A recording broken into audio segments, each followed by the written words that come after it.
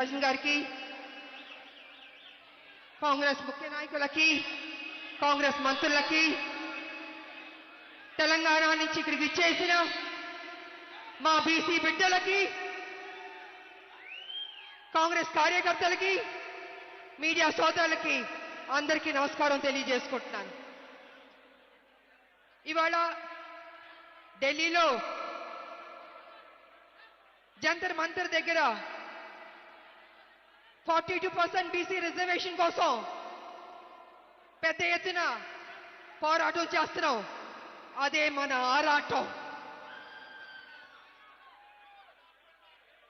ఇది రెండోసారి మన ఈ పోరాటం చేస్తున్నాం.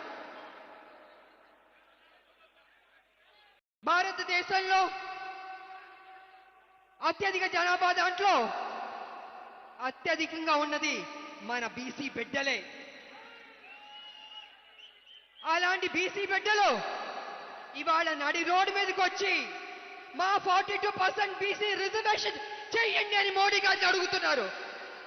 బీజేపీకి సిగ్గుందా అని అడుగుతున్నాను నేను.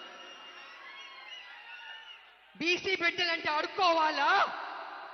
ఇవ్వరా? న్యాయం చేయరా? అంటే మా శ్రమని దోచుకుంటారు, మా ఓట్లు గుంజుకుంటారు. కానీ పార్లమెంట్ లో బీసీ బిల్లు పెట్టి పాస్ చేయమంటే వెనకడుగు వేస్తారు. అయినా మేం విడిచిపెట్టాం. కాంగ్రెస్ ముందడుగు వేసింది, సాధించే వరకు విడిచిపెట్టే ప్రసక్తి లేదు. బీసీ బిడ్డలారా, తెలంగాణ ఉద్యమం అనేక కష్టాలు నష్టాలు పోరాటాలు చేశాం. ఫైనల్ గా సోనియా అమ్మ మనకి తెలంగాణ ఇచ్చింది, సాధించుకున్నాం. అదే విధంగా బీసీకి కూడా 42% రిజర్వేషన్ కూడా డెఫినెట్ గా సాధిస్తాం. వదిలిపెట్టే ప్రసక్తి లేదు. ఇవాళ నిజంగా బీసీ బిడ్డల గురించి చెప్పాలంటే చాలా తక్కువే. ఎంత చెప్పినా తక్కువే. మన భారతదేశం అభివృద్ధి చెందిందంటే దాంట్లో బీసీ బిడ్డలు పెద్ద పాత్ర పోషించారు. వాళ్ళ సాక్రిఫైస్, వాళ్ళ శ్రమ, వాళ్ళ కమిట్మెంట్, వాళ్ళ త్యాగాలు ఈ భారతదేశానికి ఇచ్చింది.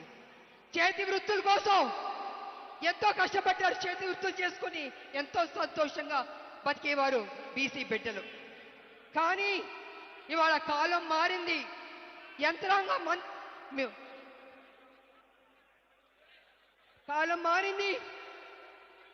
మిషన్లు వచ్చేసినాయి, రోబోలు వచ్చేసింది.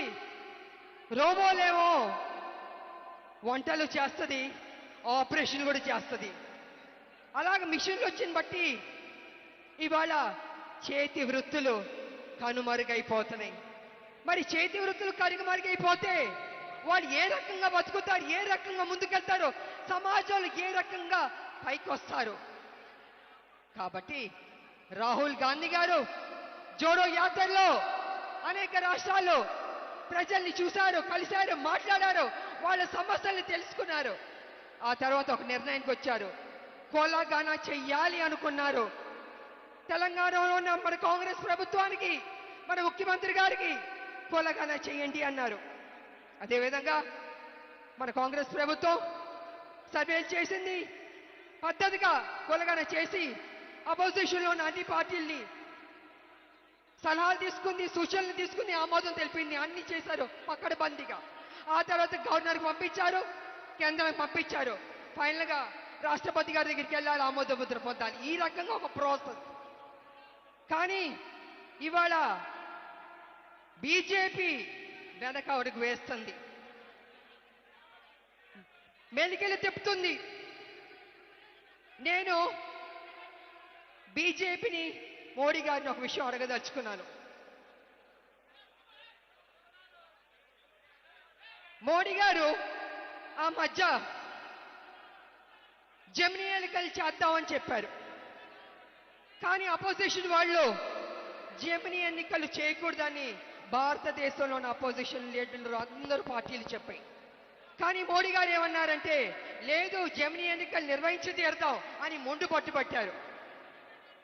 మరి మోడీ గారు జెమిని ఎన్నికలకి మీరు చూపించే శ్రద్ధ కొంచెం మా 42% బీసీ రిజర్వేషన్ మీద కూడా చూపిస్తే బీసీలకి న్యాయం చేసిన వారు అవుతారు కదా అని నేను మోడీ గారిని అడుగుతున్నాను. నేను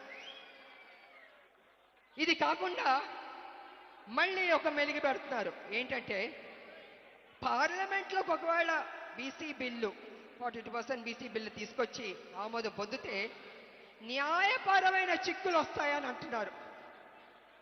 నిజంగా న్యాయపరమైన చిక్కులు ఉంటే మరి ఈ బీసీ రిజర్వేషన్ ఎలా అమలు చేశారు మోడీ గారు నేను అడుగుతున్నా. నేను అది అమలు చేసినప్పుడు 42% బీసీ రిజర్వేషన్ ఎందుకు చేయలేరు అంటే మీకు చిత్తశుద్ధి లేదు, చెయ్యాలని లేదు.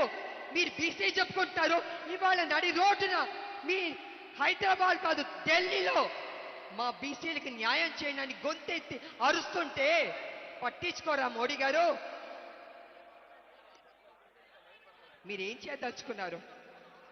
మీరు బీసీలకి న్యాయం చేస్తారా లేదా అని ఇప్పుడు తెలిసిపోద్ది.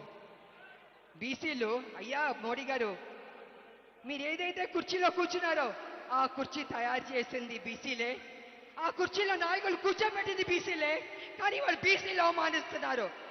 దేవుడు గుళ్ళో దేవుడు ఉన్నాడే చెక్కబట్టిందే అది ఎవరు చేశారు? మన బీసీలు కాదా? అన్నం పెట్టే బీసీలకు అన్నం పెడతారా? ఆలోచించుకోండి మోడీ గారు.